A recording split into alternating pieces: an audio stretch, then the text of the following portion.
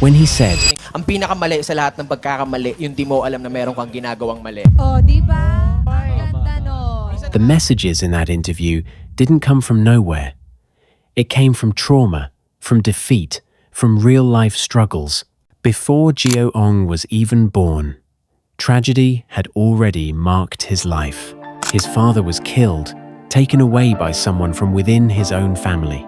That kind of pain could break a person. It could turn a child into anger or silence, but instead of letting it weaken him, Gio Ong turned it into fuel. Pain became purpose, struggle became direction, and music became his way out. This is the story of Don Angelo Villava, aka Gio Ong.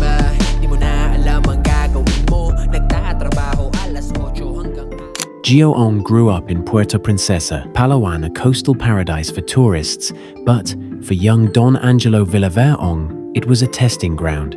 In his own words from an interview, "When I was only in elementary school, I was often teased.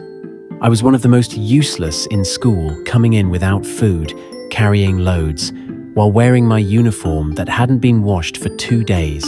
I was only 8 years old, and I already had other abilities."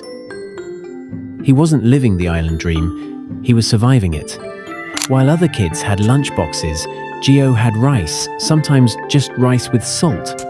Or, as he recalls, "Do you know what my food allowance was back then? It was just rice. Then I would just beg my classmates for food, because my life back then was, if you didn't take action, you wouldn't have any allowance. You wouldn't have any money to pay for the test papers." This was his normal. A childhood where food wasn't guaranteed and survival meant hustle, even at 8 years old. He grew up observant, watching the world from the Tambayan hangouts of Palawan, which later became the well of inspiration for his brutally honest lyrics. Gio's story begins with tragedy. His father was killed before he was even born, shot by his own mother's sibling.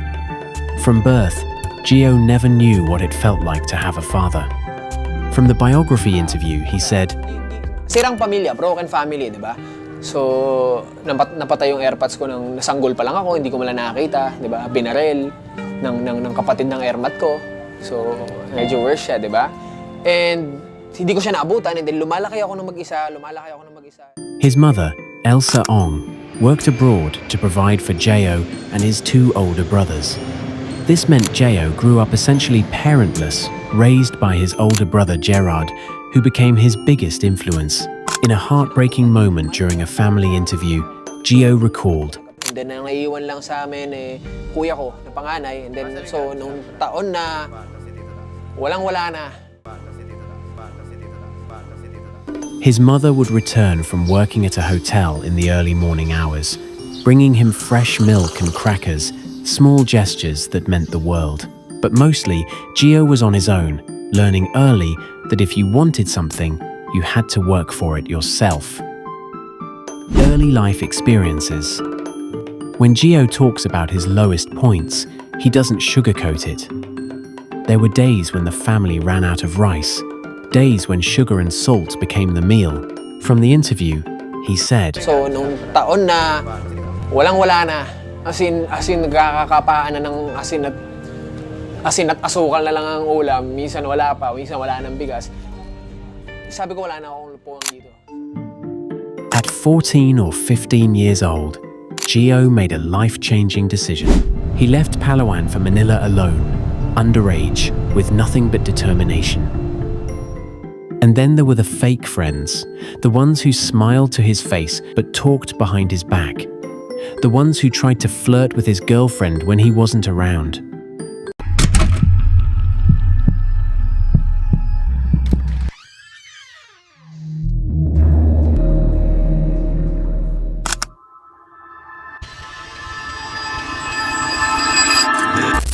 These experiences became fuel, not bitterness, but content. One memorable childhood story involved stealing a Cadbury chocolate bar from a drugstore because they had no money. His brother had to return grocery items just to pay for it. Gio remembers the shame vividly, but also the lesson about consequences and survival. Music journey. Gio started writing lyrics at 6 years old. While most kids were learning to ride bikes, he was crafting verses. His older brother Gerard introduced him to hip-hop, and Gio was hooked. He'd tag along to Gerard's Barcada hangouts and learn to freestyle with older kids. But what really set Gio apart was his mission. From the interview, he said, Kinukuha ko yung mga inspirasyon sa pagsusulat ng kanta sa mga tao sa paligid natin, syempre. Sa labas. Pag nasa labas ako, lagi ako mapagmasid. Lagi kong binabantayan yung galaw ng mga tao. In a good way, Hindi naman yung sisitahin mo. Pero hanggat maaari, observe. He didn't want to make chill music or background noise. He wanted to create music that mattered, music that exposed truths people were afraid to confront.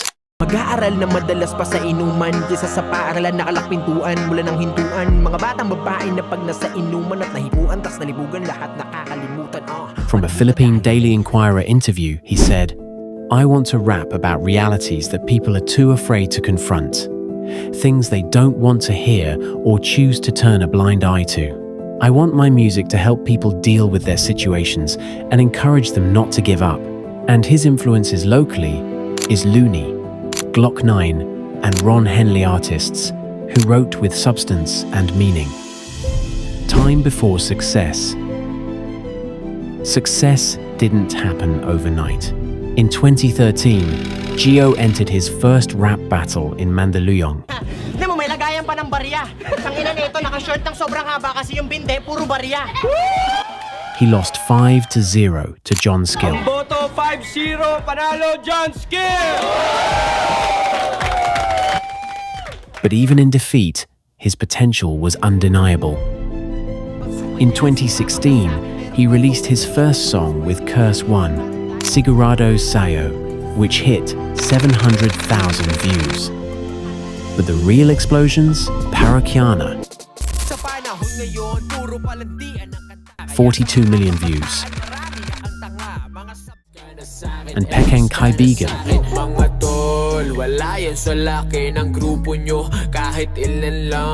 16 million views in 2 days, hitting Hasson on trending. From the Showtime Online interview, he said, Pero Gio, may tanong ako sa'yo. Anong pakiramdam na 16 million views na yung sa YouTube mo? Siyempre, hindi ko in-expect na gano'n yung mangyayari. Hindi ko in-expect na aabot sa gano'n. Kasi nung ginagawa ko yung video, sabi nga ng team namin, nung na magtitrend to, ganito yung mangyayari sa kanta, ganito. And then, nung in-upload ko, after 3 days, nag-trending, so sobrang masaya sa pakiramdam. Mas maraming nakarelate kasi true to life. Gio's honesty cut through the noise. He wasn't afraid to call out toxicity, fake friends, or social media culture. And the Filipino youth ate it up. But then came the accident. While riding motocross, his favorite extreme sport, Gio crashed badly. He suffered serious injuries requiring surgery. Bawi tayo next time. Mga 20 daw kung pahinga dapat. For months, his music career paused. Yet, through recovery, with the support of his wife Janice and his 3 sons, Gio came back stronger. He pivoted to travel vlogging during the 2020 pandemic, documenting his family's van life adventures across the Philippines. His content now totals over 250 million views. Gio's advice to aspiring artists and young people is rooted in everything he survived, about facing fear. Kaya kayo kung meron din kayong mga iniisip na mga pinagdadaanan nyo, mga hindi pa nangyayari, siguro dapat salubungin nyo yun. Halimbawa, takot ka lumangoy. Langoy ka, subukan mo lumangoy. Parang ganon, kasi pag hindi mo ginawa, lalong madadagdagan ng mas maraming takot. About hard work. Ang punto ko is, ayoko nung nakahilata lang sa cellphone, games. Alam mo yun, tambay lang. Gusto ko lahat sila may obligasyon na merong tungkulin sa lahat ng ginagawa namin sa buhay. Ayoko nang kami yung mga magulang rito, mga anak kayo, dapat ibigay ang lahat sa inyo. Hindi ako ganun eh. And about purpose. Dahil daraan lang tayo dito sa mundong ito. walang mananatili. Ang mananatili lamang ay ang alaala. Kaya gawin natin ang lahat ng alaalang makabuluhan, alaalang masaya, alaalang magkakasama, alaalang pwede mong baunin hanggang sa kabilang buhay.